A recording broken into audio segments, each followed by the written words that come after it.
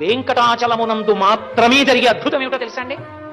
శిశువు నుండి వృద్ధుడి వరకు, స్త్రీ పురుష పండిత పామర కుల మత వర్ణ వివక్ష లేకుండా ఆనంద నిలయంలోకి మీరు ఇలా వెళ్ళి చూడగానే ఒక పెద్ద రాశీభూతమైన విద్యుత్ ఎలా లాగేస్తుందో అలా ఆయన మీ మనసు లాగుతాడు. అందుకే అప్పటి వరకు అబ్బా ఏమిటోనండి అన్నవాళ్ళు ఎంత బాగున్నాడని అంటారు. వెనక్కి నడవడం జీవితంలో అలవాటు ఉండదు. తోసేస్తున్నా గోవిందా గోవిందా గోవిందా గోవిందా, నువ్వు బయటకు వచ్చి కూడా ఇలా చూస్తుంటారు. తొంగి ఎలా ఉంది ఏం చెప్పనండి అంటారు. అంటే నువ్వు ఎంత ప్రయత్నం చేసినా మనసు నిలబడదు. ఓం శ్రీనివాసాయ నమః అంటుంది, ఇలా పువ్వేయి మనసు ఎక్కడిపోతుంది. అలా వెళ్ళిపోయే మనసు ఒక్క ఆనంద నిలయం దగ్గరికి వచ్చేటప్పటికి మాత్రం మీరు వెళ్ళమన్నా వెళ్లకుండా ఆయన మీదకి వెళ్ళి, అంటే మీ మనసు మీరు పెట్టడం కాదు, మీ మనసు తను లాగుతాడు. మీరు అలా 2 క్షణాలు చూశారనుకోండి, ఆ 2 క్షణములు మీరు తపస్సు చేసి ఈశ్వర సాక్షాత్కారం పొందారని మీ జీవుడికి